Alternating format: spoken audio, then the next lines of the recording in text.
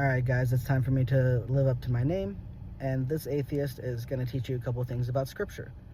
So it being June 1st, happy Pride Month by the way, I was flooded with memes about the rainbow. Get it?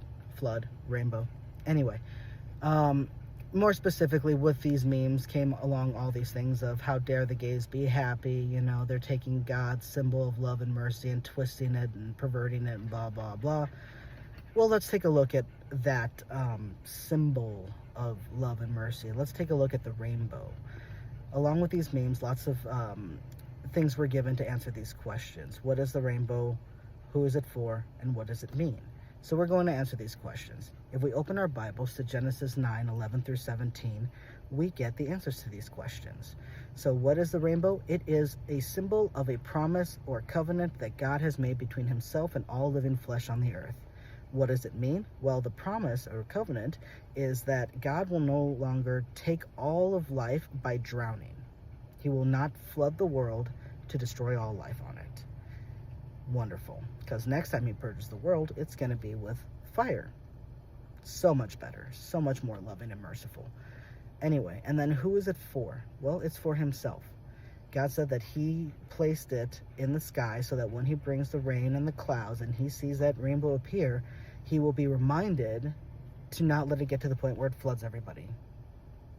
He will make sure that it reminds him that he promised he won't kill everyone by drowning them.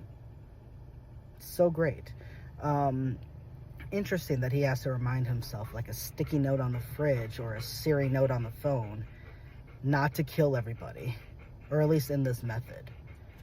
So when we look at the rainbow from a biblical point of view, humans are not really supposed to take the rainbow as anything. This is for God. But if we are supposed to take it as anything at all, it should be a warning, a threat that God can and will fuck you up at any point, and we see it happen constantly throughout the Bible. So that's all I got for you today. I hope it was educational. So before you go scream and cry that how dare gay people be happy, how dare they use colors, don't they know that my God put that rainbow in the sky as a symbol of love and mercy? No, he put it in the sky as a note on the fridge to remind himself not to drown everybody. A loving and merciful God would not have to be reminded, even by himself, not to drown everyone. It just doesn't make any sense.